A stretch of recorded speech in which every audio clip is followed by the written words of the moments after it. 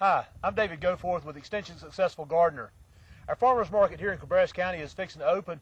Thought I'd take a little time today and show you what it takes to be a farmer here to sell on Piedmont Farmers Market. We're out here today with Grant Kimball. Also, a lot of people know him as Smiley Kimball. I reckon you got more names than anybody I know. Well, Smiley, Whitey, just whatever they want to call me. That's some of the better things they call. Okay. Tell me a little bit about the different things you grow out here. We try to grow a little bit of everything, some old varieties, some new. Some things we talk about, some things we forget about. A successful farmer always needs to try different things and always wants to try some new things. We are going to have the onions, will be our biggest thing at the market coming up. Onions, strawberries, plants. We grow a lot of our own. We try to sell everything we produce in North Carolina. We have half runner beans for people that like the half runners. I prefer some of the newer varieties of the stringless beans.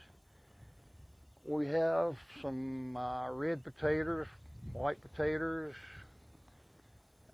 yellow Yukon Gold.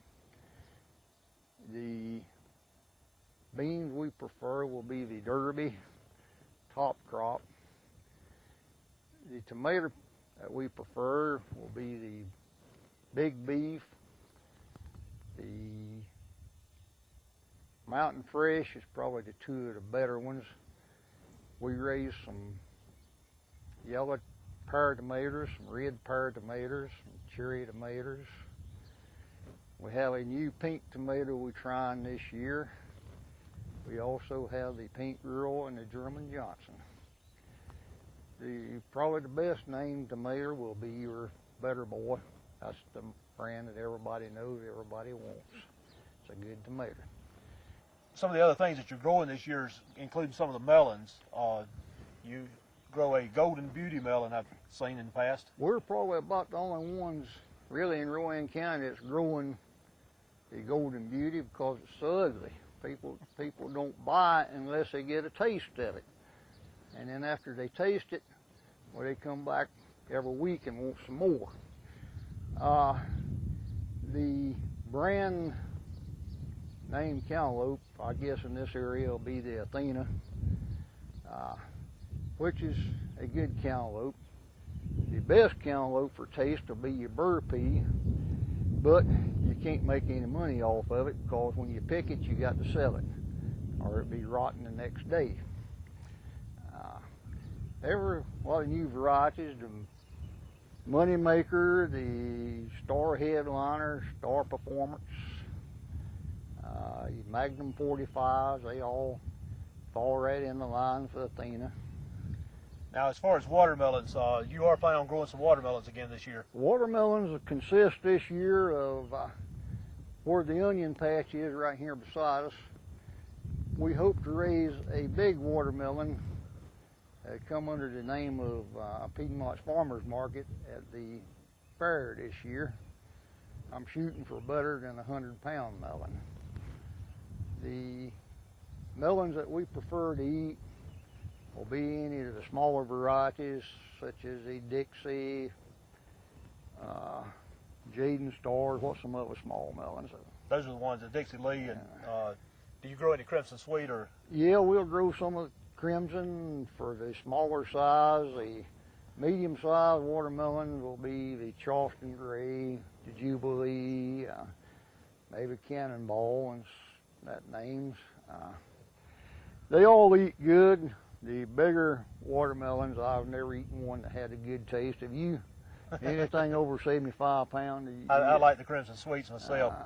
Now, you didn't mention the squash, but you will have squash and cucumbers and eggplants or some other crops that I know you grow. Do you feel like you have to grow that kind of a diversity to be competitive on the market? Oh, yeah, you got to have what people want. The squash, basically you have the straight neck, crook neck. They don't know the difference in the names of them. And I've seen now that people like the white squash, the old type white squash, and I think you've grown some of the the patty pan and the Patty hybrid pan, yeah. sunburst squash. The thing about growing squash, you can get by with growing about anything this time of the year. But on down summertime, for your late crop, you have to have a squash that will be resistant to fungus, or what do you call Virus, it? the Yeah, virus. You'll have to have a virus type squash, which is fairly expensive. Yeah. Now that brings up another point, is you try to have several crops. Tell me a little bit about your system for making sure that you've got succinct crops like that. My system, and what I like to do, if I set out a planting today, I'll start up another planting this evening in cups. That holds true with the squash, the cucumbers, about anything. Tomato line, you need to set some out every 3 weeks, every 4 weeks. You need to set a few out to have good tomatoes for the market. And if the people ever buy a bad tomato, they're not going to come back and see you. They going someplace else. Try somebody else. Yeah. Now, so you'll have like 5 or 6 different plantings of cucumbers and squash over the course of the summer. Right. Now, tell me a little bit about your production system here. You've got you prepare the ground, I reckon, in the black plastic and drip irrigation. Tell me how all that works. The preparation of the ground starts as quick as you get done this fall.